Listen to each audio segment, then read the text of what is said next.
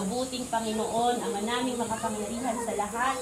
Kami po ay taus-pusong nagpupuri at nagpapasalamat sa iyo sa umagang ito. Again, Panginoon, nandito na naman po kami. I-bless mo po ang mga bata na sa aming harapan, ang kanilang mga nanay, ang BEC po ng Castillo na katuwang namin sa pagbibigay ng blessing na ito mula po sa napakabuting taong nag-i-sponsor nito, Panginoon.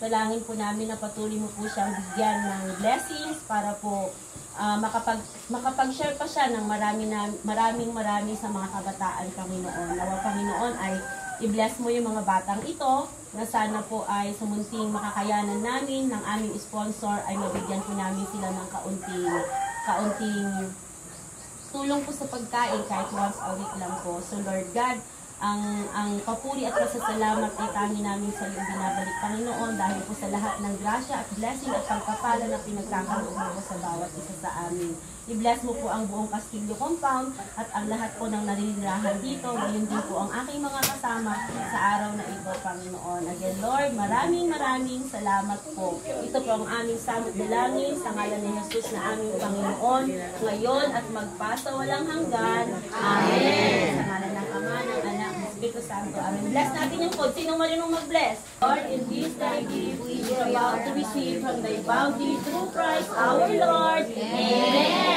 The Father, the Son, the Holy Spirit. Amen. Dito kami nagpiling program, maligay na pagkain sa mga bata. Hey, Mama. Bawat lagyan na ng pandisan. Pandisan. Ito. Oo.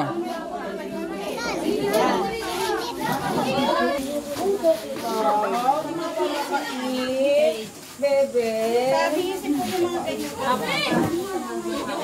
Meron na ba lahat?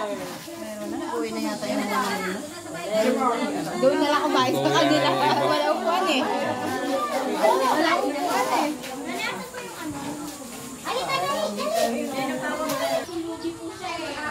Dito kami na feeding program. Tawag nila dito sa lugar to Castillo. Chapel.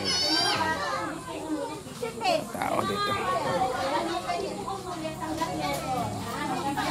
Ito, liblib, parang papasukin talaga. So, daming bahay dito. Daming tao. Ito yung diretso.